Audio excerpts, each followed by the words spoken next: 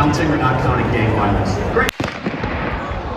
Oh my God. Go, run, run. Whoa. You look up to the top left, you'll see the building where the shooter was proned out in the top left corner. So here you see the suspect ran behind that upper building. He's going to come out on the right, moves to this far right corner. As he does, he's going to climb off the edge and then drop down to the ground. As he did that, he left some palm impressions.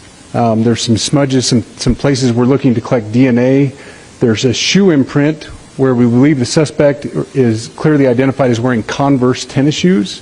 It's important to note his black t-shirt, his black pants, and there appears to be some white on the soles of those Converse tennis shoes. Those are all identifiable items that we're looking for. After he crosses the street, this is where he moves over into the wooded area. This is video evidence that we utilize to track his movements and to locate that firearm in that wooded area following the discovery of this evidence. The crack of a single gunshot turned an ordinary college afternoon into a moment the country will not easily forget. Charlie Kirk, the 31-year-old founder of Turning Point USA, was struck while speaking at Utah Valley University, and in an instant a room full of debate and energy became a scene of chaos and grief. If you want to follow every development on this story and others like it, hit the subscribe button now and turn on the bell so you don't miss breaking updates. Charlie Kirk was fatally shot during his American comeback tour at Utah Valley University. It was meant to be the first stop on a series of events designed to energize young conservatives and to reintroduce a national voice whose methods and message had become familiar across campuses and online platforms. Instead, the day unfolded into a nightmare. Witnesses say the event had the rough edges of a political rally. A crowded outdoor space, students and townspeople mingling, cameras and phones held aloft. Kirk, who built his public life on direct engagement, was taking questions and leaning into the exchange when the sound erupted. People dove for cover, others shouted for help, and within minutes the scene was a blur of running feet and frantic phone calls. Security moved quickly, emergency medical teams arrived, and Kirk was rushed away, but the injuries proved fatal. The place that should have been a stage for debate became a crime scene, and the weight of that transformation is part of what made the incident so shocking.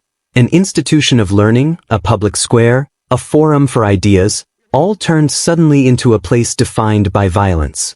The sudden death shocked supporters, critics, and political figures across the nation.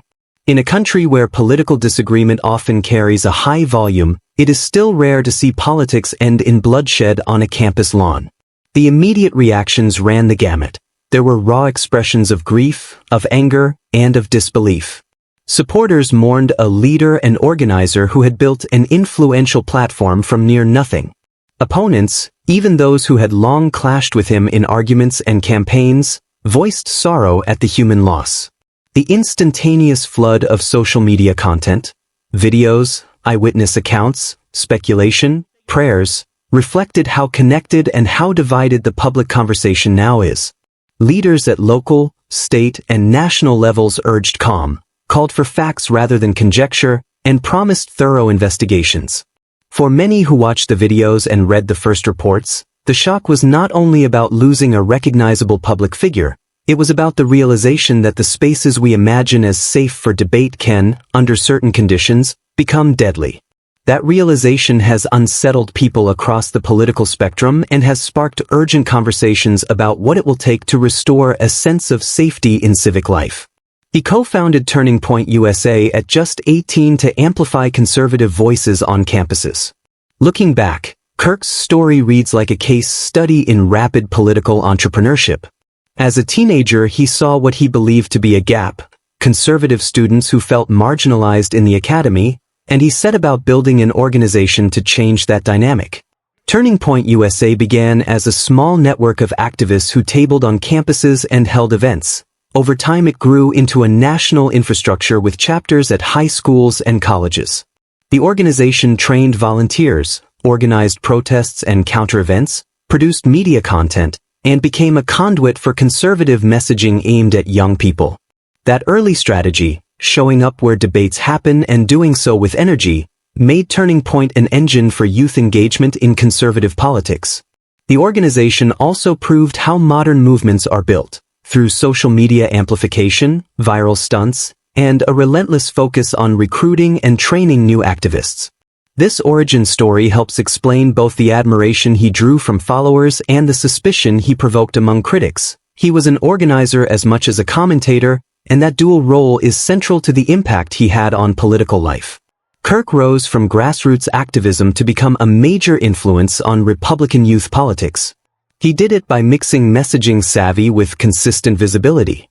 From speaking tours and campus events to radio shows and podcasts, he polished a public persona that appealed to a certain generation, people who wanted culture and policy arguments delivered with blunt, unapologetic language.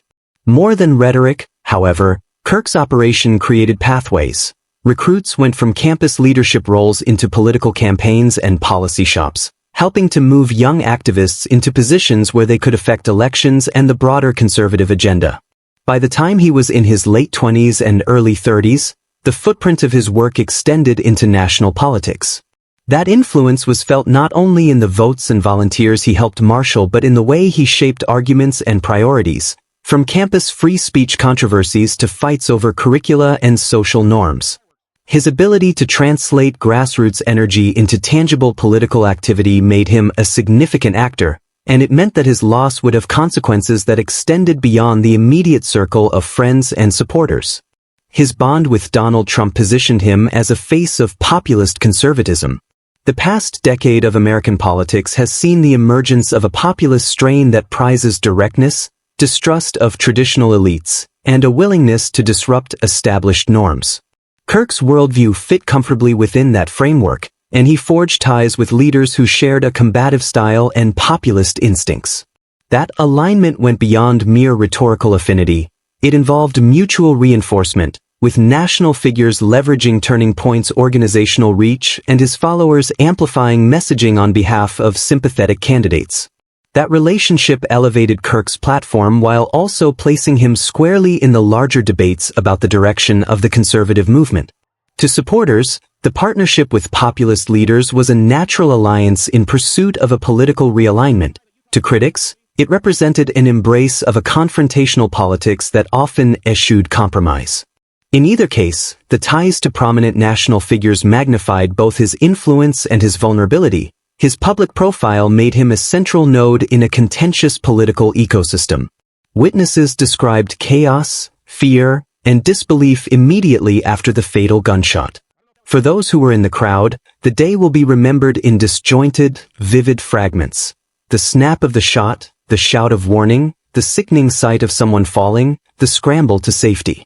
Some people tried to render aid, while others dialed relatives and friends asking for help. Security personnel and local law enforcement moved with urgency, clearing the area and coordinating medical response. The images and testimonies that followed are stark reminders of how quickly ordinary public life can fragment. Beyond the physical damage, the injuries and the damage to property and nerves, there is a psychological toll. Students who once saw campus events as opportunities for debate now find their memories colored by fear. Parents wonder whether a lecture or a town hall is inherently risky. Organizers who still believe in face-to-face engagement must balance their mission of openness with new questions about protection and risk. Those human reactions are as much a part of the aftermath as any political calculation. They show how violence reshapes perception and how long-lasting the effects can be on a community's sense of normalcy. Beyond politics, he was a husband and father deeply devoted to his family. Reports and recollections from friends and insiders paint a portrait of a man who, in private moments, was anchored by his family life. He married in 2021 and was a parent to 2 young children, often speaking publicly about their importance to his priorities and sense of purpose. That personal side complicates the public narrative. It is easy to talk about him as a political actor, but his absence is most deeply felt by people who knew him as a partner and parent. The grief his family now endures is private, intimate, and irreducible by public statements or partisan displays. For a movement that often frames itself as intergenerational and family-focused, the tragedy is painfully concrete. the loss is not an abstract political problem but a disruption to a household, to the routines and rituals that form a child's life. In moments of reflection, even staunch critics are reminded that politics is made up of individuals whose private lives are bound to their public work, and that the cost of polarizing contest can fall on the people closest to them. Tributes poured in from allies, supporters, and even political opponents acknowledging his influence. The immediate outpouring of condolence messages reflected how central he had become to certain conversations. Prominent voices in conservative media and allied political figures expressed shock and sorrow. At the same time, a number of people who had clashed with him over years of debate offered measured sympathy, noting the human cost of any violent event. In those brief moments of collective mourning, the grim reality of loss eclipsed the usual sharpness of political combat. For many observers, the cross-ideological messages of condolence were a reminder that, in the face of death, certain norms of basic decency still hold.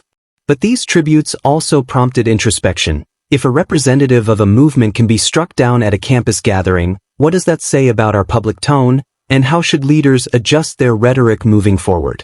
The variety and volume of tributes underscore both the reach of Kirk's influence and the way tragedy can momentarily unite people who otherwise stand on different sides of the same debates.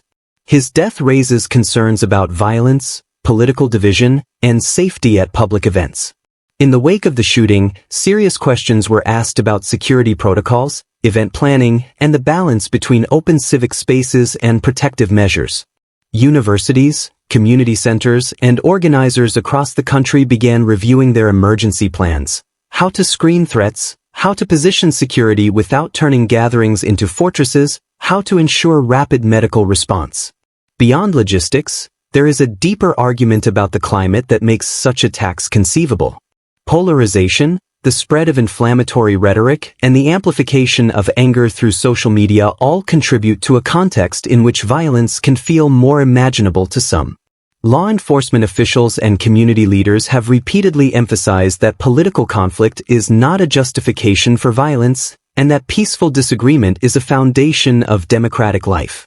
Still, the killing sparked urgent debates about prevention, about how to promote civil discourse, and about whether more needs to be done to address the root drivers of political hostility. Institutions face difficult trade-offs, and any policy response must weigh civil liberties and openness against the legitimate need to protect participants in public life. Kirk's legacy highlights conviction, boldness, and the fragility of life in a polarized era.